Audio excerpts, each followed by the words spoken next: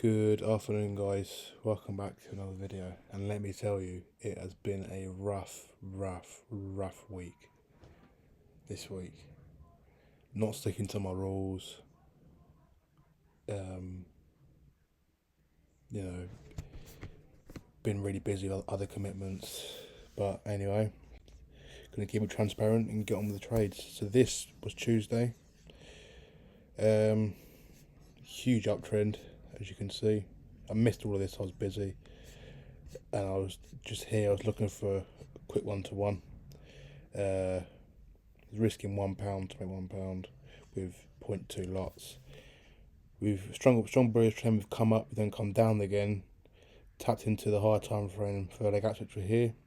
Inverted this 1 minute in there. I entered on a slight retest, but because of the spread, it filled me much higher. And it went on to lose. This was quite unfortunate because I sort of forced it. I shouldn't really have been taking it, but it is what it is. So that's the first one. And then we move on to yesterday from this week. Where was it? Yesterday. Right, so here we go. So the first one was 1 I lost, and this yesterday was 2 I lost. So I'm down 3 I lost on the week. Chopping through Asia and London, then in New York, we'd come up quite a lot, but because we swept this high here, range high, there was an hourly fair value gap over here. Once we tapped back in, once we inverted this 1 minute here, fair value gap, I then got short, target and opposing range liquidity.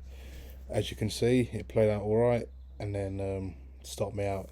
I mean, in this case, I shouldn't have taken it because we were in a strong bullish trend. Market structure shift here, and we had clear targets above, which, as you can see, the market is seeing them out. Then this next one here, again, I sort of forced the trade really, but it wasn't A plus setup. But we've come down again, tapped into high time frame here, 1 minute fair value gap there, entered on the inversion, stopped me out before hitting what would have been my TP. So that was 2 I lost there. I've just got to fix, identify a market structure and just following the trend really, because these three, one from Tuesday plus these two, could have been fairly avoidable losses. But we move on again to today. So today, 3 I lost.